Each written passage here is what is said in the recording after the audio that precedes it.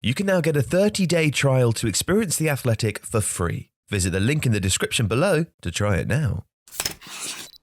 Hello and welcome to Tifo IRL. I'm Alex, I'm an analyst at Tifo. Today we're going to be having a look at Graham Potter, what makes him so good and why big clubs should be considering him to be their next manager. So Graham Potter, currently the manager of Brighton and Hove Albion, and this is basically how they're lining up currently. Sometimes, of course, it's more of a 3-4-3, so the system is a little bit like this. And clearly there are some players that can be swapped in and out, and that's a point that we'll come to later. But here, Joel Veltman has been playing as a right wing back in the absence of Tariq Lamptey. Yves Bissouma sometimes takes one of these midfield roles. Danny Welbeck might play up here. So there is some variety in how Brighton play. Let's have a quick look at kind of their basic systems, because that's quite instructive in terms of how Potter coaches his teams and how he wants them to play. So Brighton are very much a possession side. They like to build up from the back, and here Robert Sanchez, the goalkeeper, is really important in that. The centre-backs will sort of split a little bit wide here like this, and Sanchez can step up. One of these midfielders will drop off. In recent games, it's been Lallana. Previous to that, it's been Bissouma. And they'll be able to get nice sort of passing angles here like this. Stop moving around, Sanchez. There we go.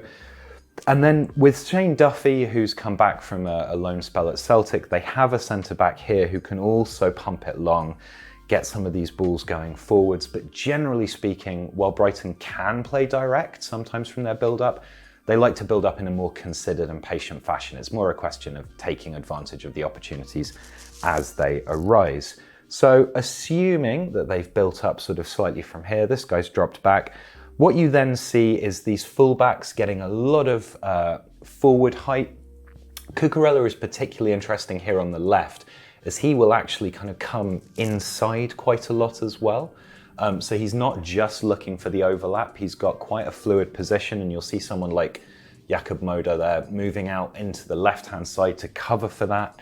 But generally speaking, you start to see the formation of a kind of 3-1-6 or 3-2-5 shape, as Brighton like to get a lot of players forwards.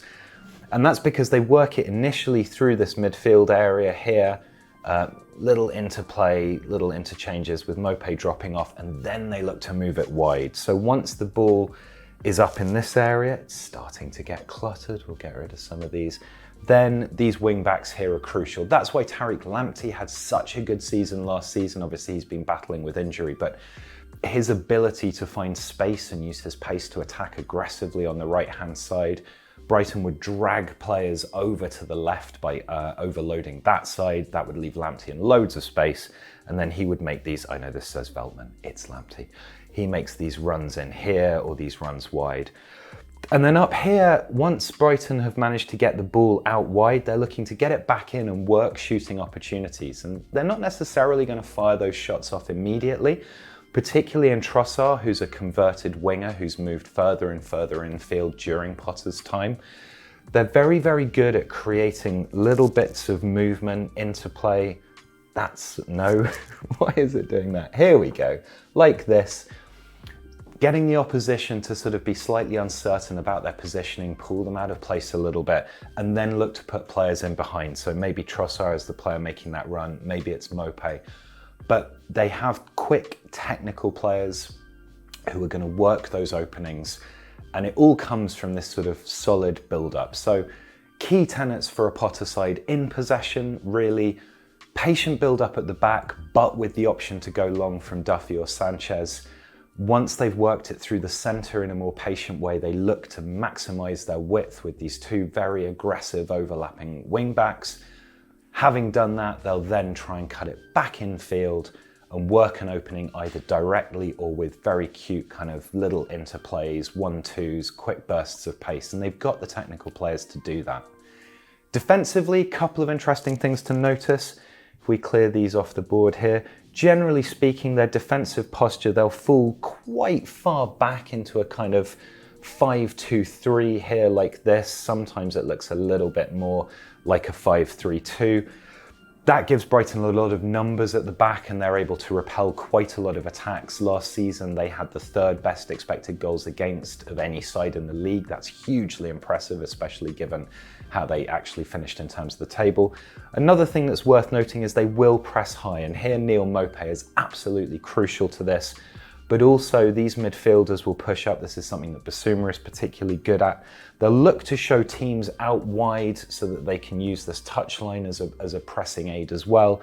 But if they can get midfielders to nip in, you know, if you've got a pass coming from this centre back here, one of these midfielders will step across and immediately look to transition and put a player in behind. And that is, again, another facet of Potter's game. So he's looking to press high. He's looking to force teams into the wide areas where he can get overloads and immediately look to counter-attack. And basically, Brighton are doing all of the good things that you would expect from a modern football team: possession and pressing. But that's not the only reason that Graham Potter is cool and interesting. One of the things about this Brighton setup is that it requires quite a lot of technical ability from his players. And it also means that he can change his players on a kind of game-by-game basis. So you'll see quite a lot of rotation. And that's really key, because when we're looking at Graham Potter and why he's going to be such a great coach at a big team when he eventually goes there, and I mean no disrespect to Brighton by that, is that he is extremely good at the man management side of stuff. So he's very, very good at coaching. Obviously, there's a firm tactical foundation for that, but he gets players buying into what he's doing.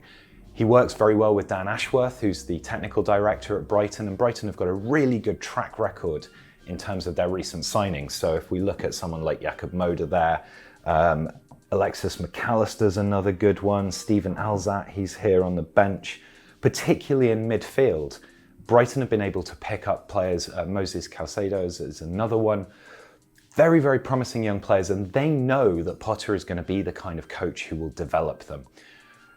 Julian Nagelsmann has said that coaching is 30% tactics, 70% social competence. We've brought that up in videos before. And Graham Potter is someone who really, really understands that. So when he was at Östersunds, he was famous for getting players to participate in singing sessions. They would write raps. They would engage in ballet. He gets players reading books. He gets them doing yoga. He gets them engaged in literally performative dance, which may ring bells for some of you who've watched some of our other content.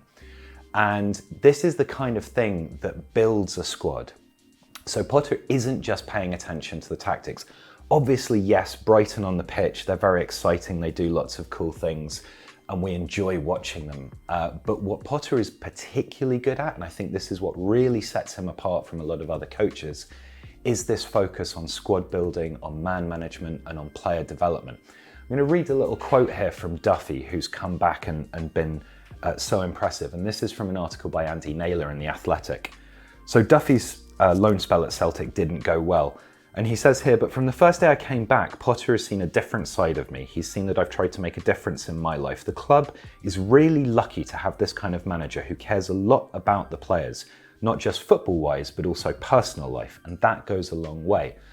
And I think that's the thing that, you know, maybe some players will say that kind of thing as like a, you know, props to the manager, as a generic soundbite. But with Potter and his track record, it's really, really clear that this is true. This is something that his players put a lot of faith in. They believe in his ability to develop them as players. That's why Brighton's such an attractive destination for young up-and-coming players in the Premier League. And I think clubs looking at the future and having seen the track record of managers like Klopp and Guardiola, who don't just work well on a tactical basis, but also have this ability to change and develop players, have this ability to get players buying into tactics through squad management, through the way they engage with players, will look at Potter as the kind of person who is going to be able to do that, who's going to be able to work at a club that is prioritizing intelligence, is prioritizing like a long-term strategy, is looking to bring in and develop players and ultimately win things. And I think that's what Potter maybe needs to do next. Possibly he'll get the chance as a slightly bigger club first and maybe win something, but I think if he can show consistent progress with Brighton and maybe, you know, a good cup run or something like that, it's only a matter of time before Potter does get the opportunity at a big club. So I've been Alex, this has been Tifo IRL. Hopefully you've enjoyed that. If you do, please like this video, subscribe to the channel, check out the other content that we've done. There'll be much more to come in the coming weeks. Thank you very much. If you like this video, please consider subscribing to the channel. The Athletic is home to some of the world's best sports journalists, including David Ornstein, Daniel Taylor, Ollie Kay, Amy Lawrence and Rafa Honigstein. There are journalists dedicated to each Premier League team, so every fan gets the coverage they deserve, not just the big clubs. And you can try it for free now for 30 days. See the link in the description.